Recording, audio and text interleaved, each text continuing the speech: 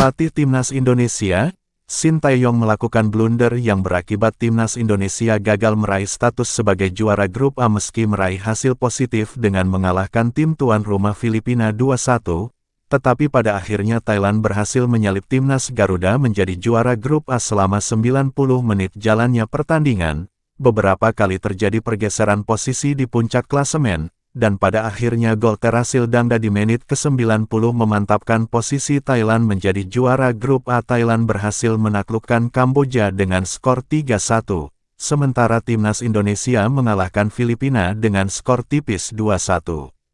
Dengan hasil akhir ini, Thailand dan Indonesia sama-sama mengemas 10 poin, hanya saja Timnas Thailand unggul dalam selisih gol. Selanjutnya pada babak semifinal, Thailand menunggu lawan runner-up grup B Malaysia dan Timnas Indonesia akan menantang juara grup B Vietnam. Baru kali ini Timnas Indonesia meraih hasil kemenangan tetapi rasanya seperti menelan kekalahan.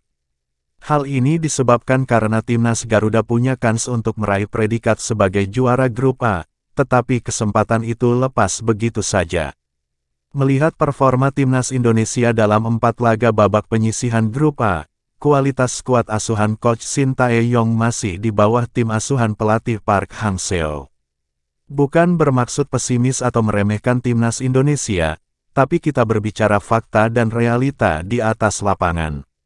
Seusai laga lawan Filipina, dalam jumpa pers, Coach Sintayong mengaku sangat kecewa dengan performa Timnas Indonesia, meski pada akhirnya lolos ke semifinal.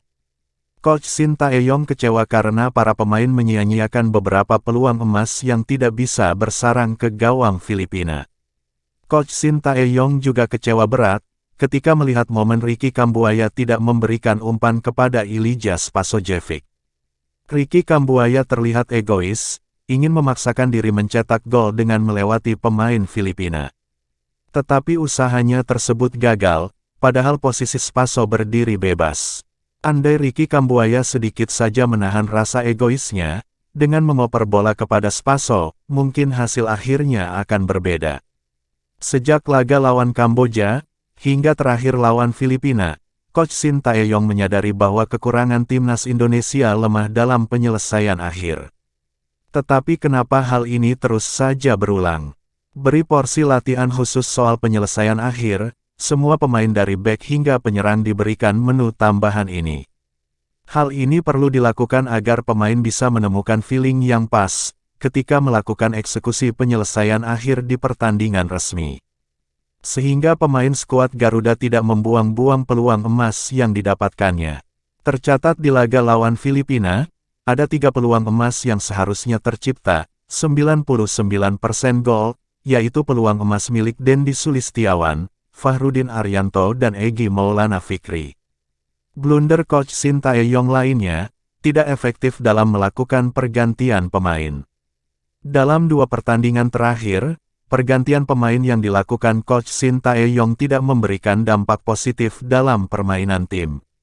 Saat lawan Thailand, ketika unggul 1-0 dan unggul jumlah pemain, perubahan taktik yang dilakukan Coach Sintayong dengan memasukkan beberapa pemain pengganti tidak memberikan dampak kejutan. Hasilnya malah Indonesia kebobolan gol dan harus puas dengan hasil seri 1-1.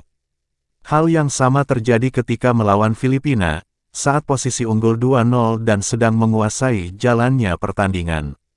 Masuknya Egy Maulana Fikri dan Yaakob Sayuri malah mengendurkan serangan skuad Garuda. Hasilnya Timnas Indonesia malah kebobolan di menit ke-83, melalui gol yang dicetak Jens Sebastian Rasmussen. Gol ini dicetak melalui sundulan yang gagal diantisipasi oleh Fahrudin Arianto dan Rizky Ridho. Pelatih dan pemain Indonesia tidak boleh melakukan kesalahan. Mudah-mudahan Timnas Indonesia menjadi juara AFF tahun ini. Bravo Timnas Indonesia!